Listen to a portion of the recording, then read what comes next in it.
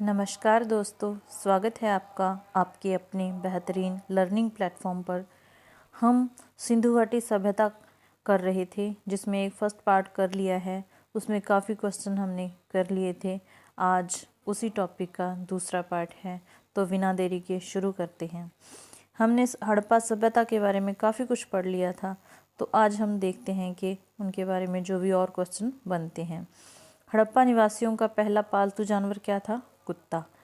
आपको याद रखना है, अगर पूछा जाए कि हड़प्पा निवासी सबसे पहले किस जानवर को पालने लगे थे, तो वो था कुत्ता।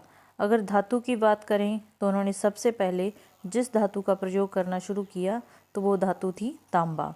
हड़प्पा वासी लोहे, तलवार, तंबाकू व घोड़े से अपरिचित थे। इसका मतलब है कि हड़प्पा वासी थे, जो सिंधु घाटी सभ्यता के लोग थे, वो ना तो घोड़े के बारे में जानते थे, ना तंबाकू के बारे में, ना ही तलवार के बारे में, और ना ही लोहे के बारे में जानते थे। ठीक है। अगर उनके प्रिय खेल की बात करें तो वो शतरंज खेलते थे। इस बात के अवशेष मिले, इस चीज़ के अवशेष मिले हैं कि वो शतरंज को पसंद करते थे और वो अपने मनोरंजन के लिए शतरंज खेला करते थे। ये मातृ देवी की पूजा करते थे। ठीक है। किस देवी की पूजा करते थे? मातृ देवी की पूजा करते थे। हड़प्पा संस्कृति का अगर सबसे बड़ा नगर की बात करें तो मोहनजोदड़ो है, जो पाकिस्तान में है। पूरी हड़प्पा संस्कृति का अगर बड़ा नगर की बात करें तो वो है मोहनजोदड़ो, जो कि पाकिस्तान में है। भारत में सबसे बड़ा स्थल राखीगढ़ी है। मोहनजोदड़ो की खोज 1922 ईस्वी में राखलदास बनर्जी के द्वारा की गई है। किनके द्वारा की गई? पहले हड़प्पा की खोज की 1921 ईस्वी में किसने की? दयाराम साहनी ने। और उसके बाद 1922 ईस्वी में राखलदास बनर्जी के द्वारा मोहनजोदड़ो की खोज की गई। मोहनजोदड़ो का अर्थ क्या है? मृतकों का टीला। क्या है इसका अर्थ? मृतकों का टीला। ये क्वेश्चन बहुत इम्पोर्टेंट है कि मोहनजोदड़ो का क्या अर्थ है। तो क्या अर्थ है इसका? मृतकों का टीला। हड़प्पा सभ्यता मातृ प्रधान थी। ये सभ्यता थी जो थी ये मातृ प्रधान सभ्यता थी। इस सभ्यता में समाज 4 वर्गों में बंटा हुआ था: विद्वान, योद्धा, व्यापारी और श्रमजीवी। विद्वान, योद्धा, व्यापारी और श्रमजीवी।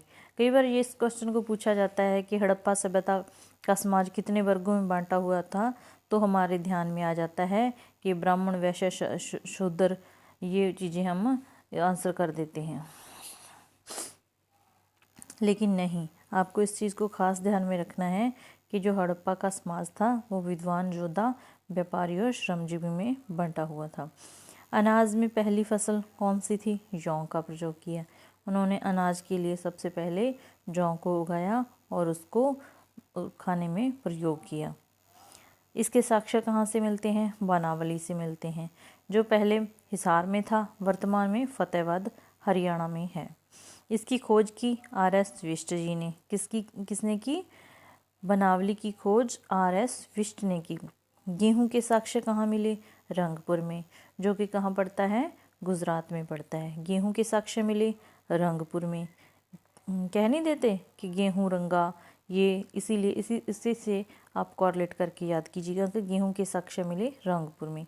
चावल के साक्ष्य मिले लोथल में, वो भी गुजरात में है। कहाँ मिले? लोथल, गुजरात में।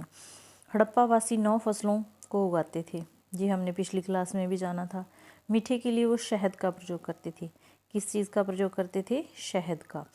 स्वास्तिक चिन्ह हड़प्पा संस्कृति की देन है। जो स्वास्तिक चिन्ह हम बनाते हैं अपने घर में, घर के मेन गेट पर, चाहे किसी भी शुभ काम में स्वास्तिक चिन्ह को बनाते हैं, तो वो हड़प्पा संस्कृति की देन है। जो हड़प्पा के नगर थे उन पर दुर्ग बने हुए थे। हड़प्पा के जो नगर थे उनके ऊपर, मकान की छत के ऊपर दुर्गनुमा छतें थी उनकी, दुर्ग बने हुए थे।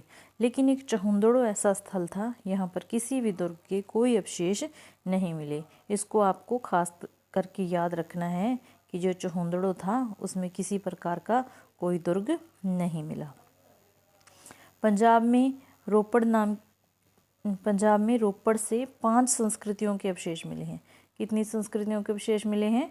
5 संस्कृतियों की। सबसे पहले अगर कृषि की बात करें तो कृषि के अवशेष मेहरगढ़ से मिले हैं। कहाँ से मिले हैं? मेहरगढ़ से। हड़प्पा को अगर पुराना नाम हड़प्पा का जाने तो हड़प्पा को मेलुआ कहा जाता था। क्या कहा जाता था? मेलुआ।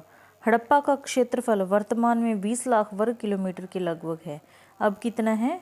20 लाख, क्योंकि हड़प्पा के कुछ ना कुछ नए स्थल मिलते ही जा रहे हैं, इसीलिए अभी जो इसका क्षेत्रफल है वो 20 लाख वर्ग किलोमीटर के लगभग हो गया है।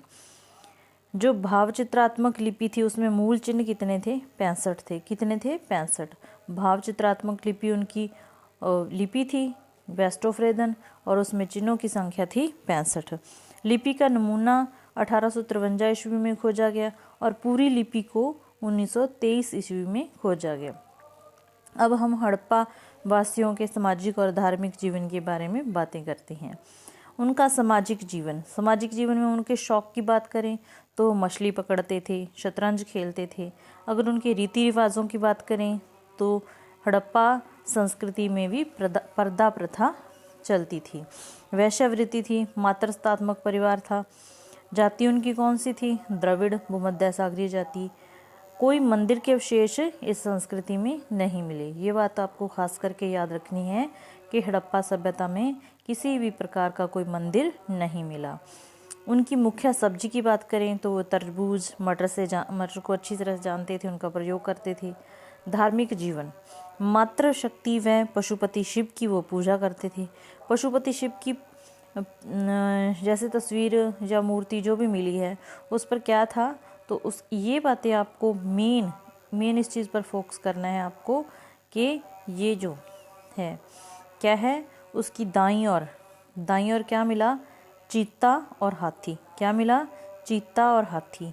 ऐसे सोच ले, जो हमारा दायां हाथ होता है, जो हमारा राइट हैंड होता है, वो उसमें ज़्यादा ताकत होती है। भाई मैं तो राइट हैंड से लिखती हूँ, कोई ज़्यादा काम राइट हैंड से करती हूँ, तो मुझे लगता है कि राइट हैंड में जो ज़्यादा ताकत होती है, इसीलिए दाईं ओर क्या था? हाथी और चीता। हाथी और चीता क्या है? ज़्यादा ताकतवर है। बाईं ओर क्या था? गैंडा और भैंसा। बाईं ओर क्या था? गैंडा और भैंसा। मैंने तो इसी तरह से याद करके रखा हुआ है। उसके आसन पर क्या थे? 2 हिरन थे। आसन पर क्या थे? 2 हिरन, और पास में त्रिशूल जैसा कुछ जो था सिंबल, उसे त्रिशूल की तरह मान लिया गया है। तो अच्छा बच्चों, आज की क्लास यहीं पे समाप्त करते हैं। उम्मीद है आपको पसंद आई होगी। अगर आपको अच्छी लगी तो लाइक करना, चैनल को सब्सक्राइब करना। इस टॉपिक का सिंधु घाटी सभ्यता का अब तीसरा पार्ट लेके आऊँगी। उसमें सारे क्वेश्चन, किस स्थल से क्या अवशेष मिले हैं, ये सब हम कंप्लीट करेंगे, तो ये टॉपिक पूरा हो जाएगा और आपका सिंधु घाटी सभ्यता टॉपिक पूरी तरह से कंप्लीट हो जाएगा, जिसमें से आने वाला कोई भी क्वेश्चन आपका कभी नहीं छूटेगा। हर एग्ज़ाम में आने वाला क्वेश्चन आप कर पाओगे। तो थैंक्स फॉर वॉचिंग। धन्यवाद।